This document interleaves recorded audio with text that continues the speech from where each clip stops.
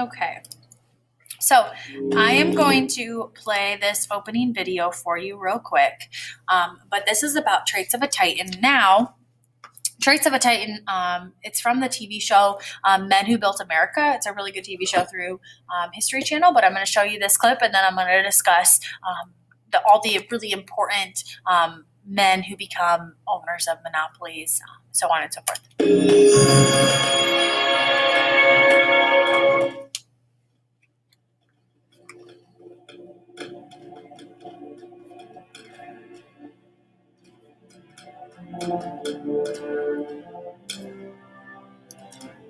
Most everyone who we call these titans, namely from John D. Rockefeller, Carnegie, J.P. Morgan, Thomas Edison, they all have one thing in common. They all were of a view that put them in charge and they would solve the problems.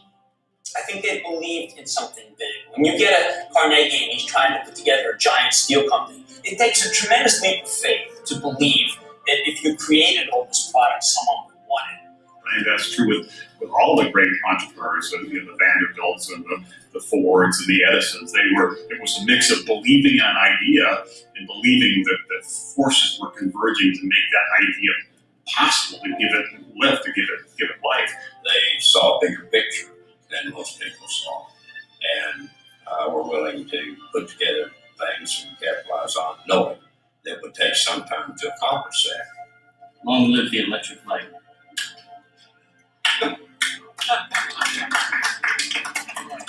Thomas Edison has one of my favorite quotes from him was, "Vision without execution is hallucination." The vision aspect is critically important. We also have to couple that with execution, the ability to take that idea and bring it to life. And that's what the great entrepreneurs of the American history have really had. You were men of great character, great motivation, could sense what they were really delivering, even though they made money. That's nothing wrong with making money, but they had a sense of their destiny as such that they could create steel at a great price. Look what you could do with it. You could build buildings, highways, bridges, you name it, ships, at the right price. That's what they did. I doubt very much that any of these great captains of industry predicted 30 years in advance where they would be. But what they had was the ability to see possibilities, the courage to take risks to pursue those possibilities. And then as other possibilities came forward, they had some more courage, they took some more risks, and it built upon itself. You know, you talk about seeing around corners as an element of success. That's what differentiates oftentimes the good leader from the careful manager. The manager is often managing today's life, keeping an orderly system, and not seeing what's coming around that corner. And so that's a very important ingredient. Not many people have it. Not many people can predict that corner. Is it a train or a light? And which one is it? Is a characteristic of great leaders.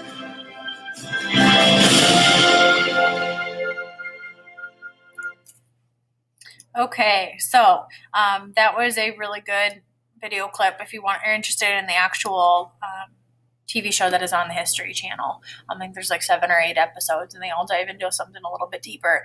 Okay, so what's really important is what you get out of this is like traits of a titan. So these are going to be your big business workers. Regardless of what corruption was going on, you still need the ability to see the larger picture. You need people to solve problems. We always need people to solve problems. And sometimes people do not solve problems or have that skill. They're handed things a lot for a lot of times. And now we're finally getting this idea that we shouldn't be handed things. Motivation shapes a lot of destiny, and we start getting leaders and courage and all those things. So pioneers of the new business strategy. So I'll give you a second to look at that political cartoon for me.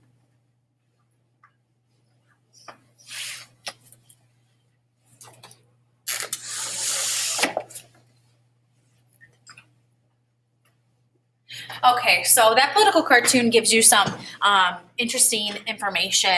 So pioneers of this new time, we have John Gould, Andrew Carnegie, John D. Rockefeller, J.P. Morgan, obviously household names kind of, especially at this time. But I'm sure almost all of you have heard of at least 3 of the 4 that go throughout this. Obviously, Carnegie is a big name. Rockefeller is going to be a very big name. J.P. Morgan, anything to do with finances, a lot of people know that. Jay Gould is one that's going to be a little bit harder to look at, but he's going to be a lead developer in railroad and do a lot of spectacular businesses like that. One of the richest men of his time frame. He really hated a lot of people who were in competition with him. He portrayed as one of the major robber barons of the Gilded Age. And a robber baron is an industrialist. And that's a name that a lot of people will know. It's a derogatory term. A lot of times people socially criticize that, but those are going to be the American businessmen of the late 19th century. But anyway, I told you a couple days or yesterday in class maybe that there was a Mark Twain coined this term called the Gilded Age. Also wrote a novel ridiculing Washington, D.C., many leaders of the time, and a quote from him down at the bottom. What is the chief end of a man? To get rich. And in what way? Dishonesty if we can, honesty if we must. Hello. Anyway, John D. Rockefeller, he's going to be a very major man of this time frame. He's going to go through a lot of different stages in his life. Obviously, I don't explain all these. So he was an oil refinery business, really huge in competitors, did a lot of negotiating deals, had a lot of different things with railroad companies. Obviously, ends up creating a trust. And if you don't know what a trust is going to be multiple investors. He used to crush his competition, but used vertical and horizontal. At this time frame, he used this idea that without help from other people is where he needed to be. So vertical and horizontal, what happens here is he's going to have 2 different business approaches, using one more than the other. So vertical integration, that's gaining control of every step of a process from raw material basically to the finished good.